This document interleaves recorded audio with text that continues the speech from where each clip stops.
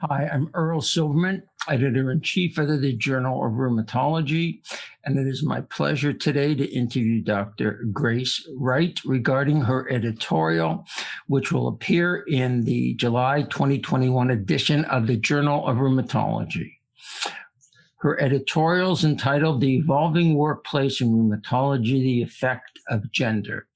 This editorial accompanies the article entitled Feminization of Rheumatology Workforce, a longitudinal evaluation of patient volumes, practice sizes, and physician remuneration by Whitfield and colleagues.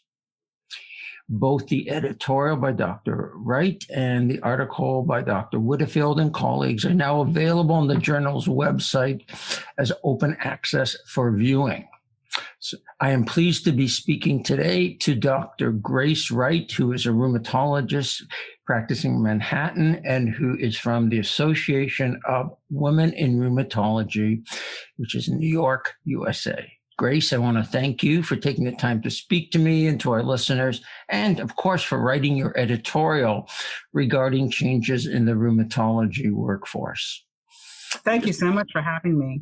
So this is pretty informal.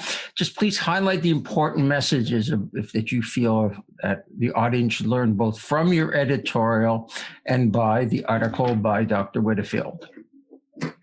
Yeah, so, I think it's really important that we understand that as a population, we're shifting who does what. And what we've seen in medicine now, both in Canada and the US as well, is that there's been a shift. There are more younger people coming into rheumatology, and there are more women coming into rheumatology. In the US, for instance, 70% of our fellow trainees are women. And so we have to now to think about how do we do things differently? And is there a way for us to maintain equity or, in fact, acquire equity? So I think what this article really highlighted are a couple of things. One is that women do things differently in many cases, but also that compensation is shifted, work volume is shifted. What we've seen in the US is that the kinds of patients that we take care of, the complexity of the encounter is different, and that we may need to rethink how we look at rheumatology, especially since we have patients with chronic diseases that we carry over a lifetime. As I say, we partner with patients on their journey, and we want to make sure that there is equity and an understanding of the value that everybody brings. And so this article really highlighted some of the granular differences in terms of compensation, the workforce, the kinds of practice styles that occur.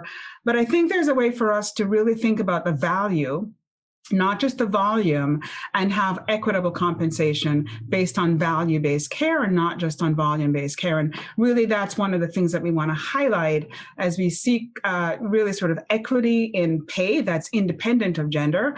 That may be more a U.S. issue than it is often seen as ex-U.S., but really it carries forth in the conversations that we have and how we structure care.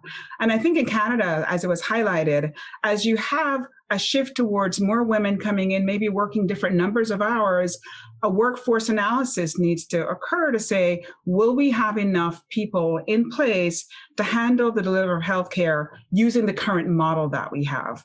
And at the end of the day, we really want our patients to have excellent outcomes. And if we don't have adequate physicians working in a manner that delivers quality care, then we sort of fall short of that goal. And so underpinning all of this is to make sure that we're able to service our patients well and have them do well with the therapies that we have to offer. Yeah, I think you highlight a lot of very important issues. And when I went to medical school, there were more physicians in my medical school class being trained than there are today, which makes no sense to me.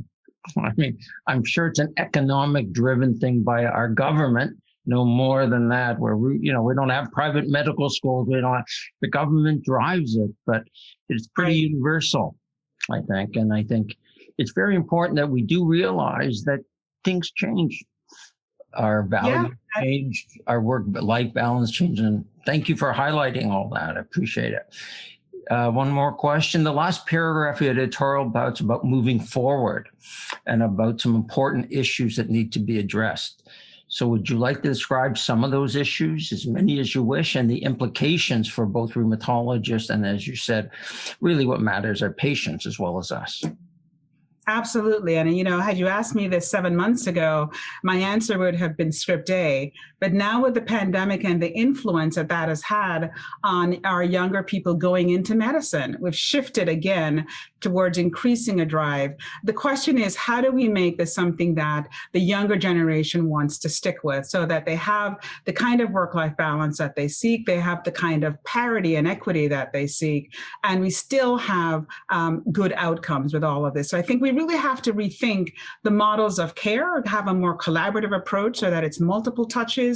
It's really not the burden of one provider for all patients, but it's the village of healthcare that's going to provide equitable care for patients and a life that physicians can still enjoy. Thank you. I really want to thank you for taking the time and really highlighting the importance of these issues. Of course, you can't say everything, but that's why our audience should read your editorial as well as the paper. So I really do encourage everyone who's watching this podcast to read both Dr. Wright's editorial entitled The Evolving Workforce in Rheumatology, The Effect of Gender, as well as the original article, which the editorial refers to by Whitfield and colleagues, entitled Feminization of Rheumatology Workforce, a longitudinal evaluation of patients' volumes, practices, sizes, and remuneration. I'd also like to suggest that you may wish to listen to my interview with Dr. Whitfield regarding more in depth regarding her article. And both of these, the editorials, papers, and the interviews are available at jroom.org. And we'd love to hear your, love to hear your comments on Twitter at jroom or by email, manuscripts@jroom.com. I mean, these two articles highlight, and you heard, and the two interviews highlight really a North American perspective on it. One, a Canadian article, the other, the viewpoint from a practicing rheumatologist in the US. I'd love to hear from other countries and continents to see if they have similar or different problems, issues, etc. So again, I want to thank you for joining us and hope again you'll join me next month when I speak to one of the authors of one of my August picks. Bye for now. Bye-bye. Thank you. Thanks, Grace.